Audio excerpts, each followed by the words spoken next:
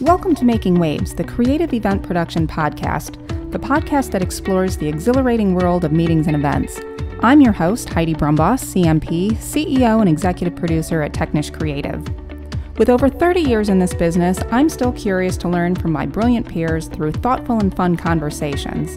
So listen in as I uncover the stories, ideas, and inspirations that drive those creative minds across various disciplines in the meetings and events industry. Hi, everybody. Welcome to Making Waves, the creative event production podcast. We're in for a treat today because a thunderstorm just started, so this could be exciting. Today, I want to talk about wellness. My guest today is Kristine Iverson, founder of Crow Practice. She's a keynote speaker, a wellness advocate, an activist, and a business owner, and someone that I like to call a friend. She actually started Crow Practice, which stands for Coordinated Response on Wellness, several years before it became popular during the pandemic. Now, wellness is taking over not only in people's personal lives, but in the event industry. So I want to thank her for being here and welcome, Kristine. Hey, Thank Kristine. you so much, Heidi. Thank you. It was a beautiful opening. Thanks so much for having me. Well, thank you. So I know that your business has kind of boomed in the last year, 2 years, as much as, it was kind of a nice reaction to the pandemic and everything. But you got started in this many, many years ago. I want to know a little bit about your background. How did you get started? Sure. I was actually going through a yoga certification at the time. I was in a life transition. I had left cruise ships. I was back on land and I didn't know what my next step was. So it was a 13-month yoga certification. And Crow started very heavily yoga based because that's what I was practicing at the time. And you start where you start. We started offering yoga and then expanding with other fitness classes like boot camp, Zumba, and corporations and apartments before we really got into DMCs and the live event world. So why do you think the wellness concept is taking off at events, or why has it taken off in the last few years? There was a huge wellness trend pre-COVID, and then obviously with the virus, with everything that happened to the world at large and to specifically the event industry. I don't really have to convince anyone that their dollars are well spent on wellness. It is needed from all aspects: physical, mental, emotional.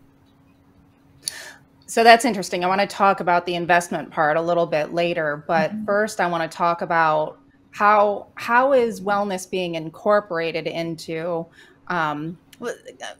events, but kind of specifically corporate conferences and things, because that's where people are leaving their homes for multiple days. They're staying in a hotel, they're eating in restaurants, they're doing a lot of things. And I think the kind of the old snapshot of what a conference looked like and what corporate travel business travel looked like has changed. And there's a lot of opportunity, and I want to hear about how you're incorporating it into an event like that. Sure. We offer over 100 different services. So we have several different categories. So one that people often think of first when they hear wellness would be fitness sessions. So this could be yoga, boot camp. It could be a pound session, which would be more of a unique service, or something like sound healing, which is one of the services that I love to sell and also participate in if you're unfamiliar with sound bowls. But we also have puppy yoga and goat yoga. So a wide variety of fitness classes nationwide. Then we have flow stations. So a flow station would be something where it's a high pax count over several hours. So usually there's going to be a number of other activations going on. Maybe it's a trade show, maybe people are checking in and this is their registration process. So we often offer chair massage on a flow, aromatherapy where they make a bath salt, or they can make their own tea blend would be another popular service that we have.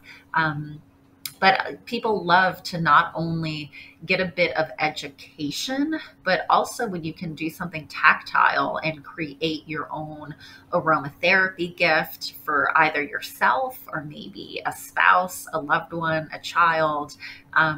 It's great. People love the experience. Yeah. So I want to talk a little bit about uh, well, here's an issue that I've felt and that I've heard, but wellness is kind of personal. Um, People might feel comfortable going to their gym at home, or they have their own personal routines, and when you get Mhm. into a business setting, it feels different. All of a sudden you're kind of exposing a different part of yourself. That could be one reason, or it could be that they don't buy into it. They come for the networking, they come for the education, they come for the business content, and it's kind of woo woo. It's kind of, people think that, well, some people may think that it's not really business, it's something else. So how have you encountered that, and what have you heard that Mhm. kind of opens the door to that at events? Sure, sure. I'll say that industry trends do show that in terms of fitness classes, sometimes they are not attended well. And our numbers do confirm that, although we sell a lot of fitness classes. Now, where the industry is going is more wellness tracks and incorporating wellness into every single day and every single aspect of a meeting. So, what that looks like is more of the food choices, which would be on the hotel, or the space choices. By a space choice, I mean like a meditation area, a Zen Den room, a quiet space, because when you're at these conferences for 2, 3, 4 days nonstop, sometimes just a relaxed chill room is appreciated. So, do you think that it's a demand that the public is asking for? Because we all know, work from home has become popular. There's a growing population that is thinking more about work-life balance, and their priorities are different. And it could be the younger generation, or it could be everyone, because they experienced it for a couple years working in a different situation. And a lot of people kind of learned to prioritize their wellness and their personal lives. So do you think it's coming from that? Two things. One, anytime we have the younger generation, our numbers are higher. So that's to be noted. And then, secondly, when it's personal, but yet companies do see the value. We've had individuals after a tea workshop write a note to their employer thanking their employer for this beautiful experience that they provided. So there's a lot of, and that is not uncommon for us either.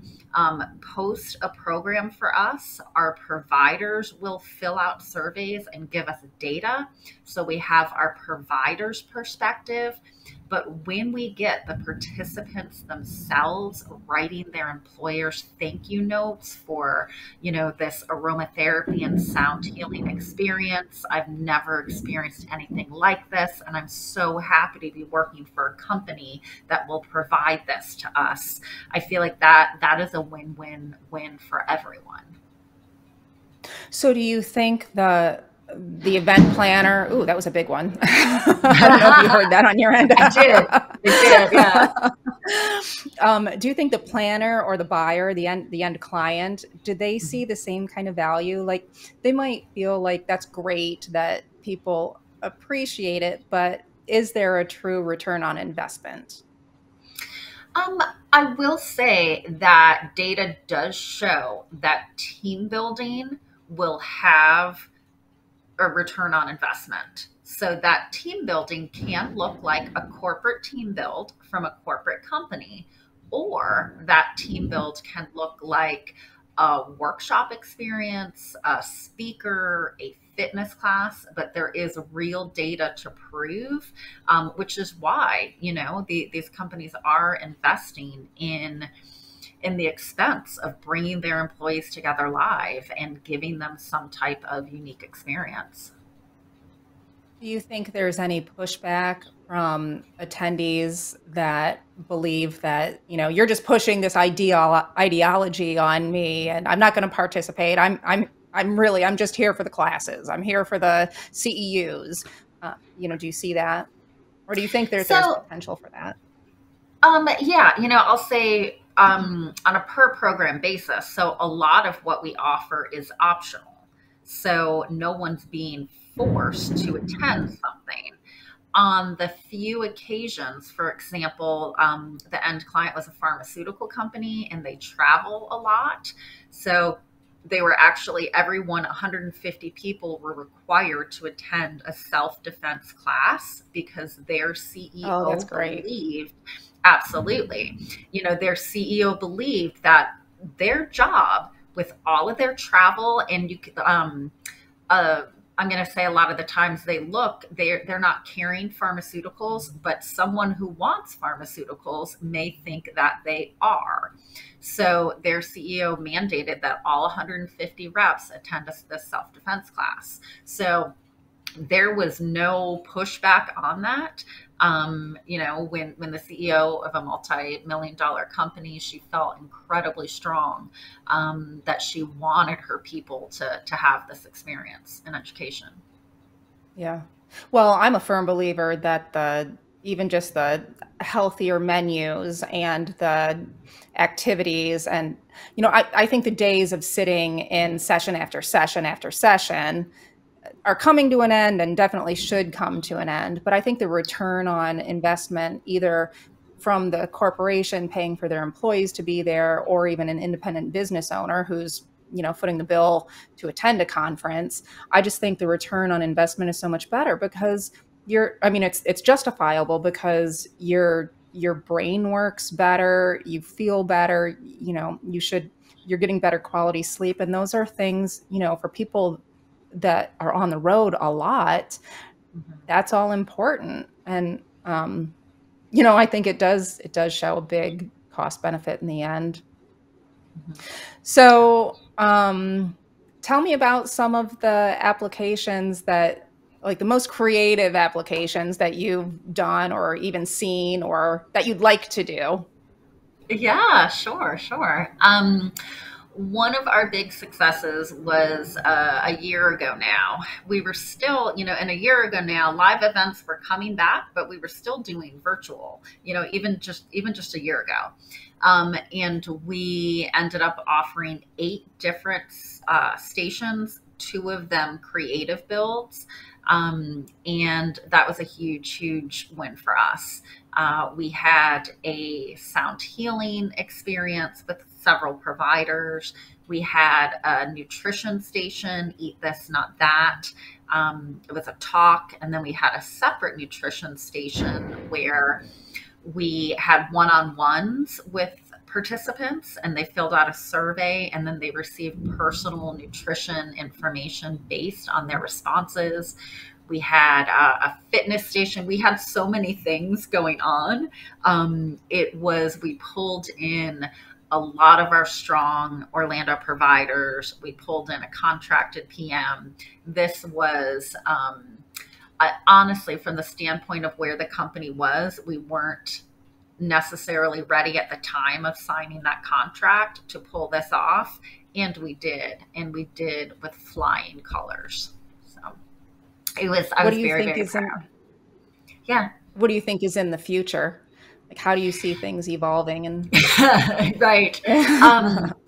So our plan this year is to go more national and white label with more providers, because we have strong relationships with a lot of the DMCs and leveraging those relationships nationwide. So we're focused right now on building out South Florida, and Chicago seems to be where we're getting the most proposals and traction right now. A few things in other cities, DC, Jersey, Vegas, here and there. But yeah, I feel like the future is multiple services, multiple days. There's a benefit. I just sent a proposal to Boca, and it is for like a dozen services to Boca.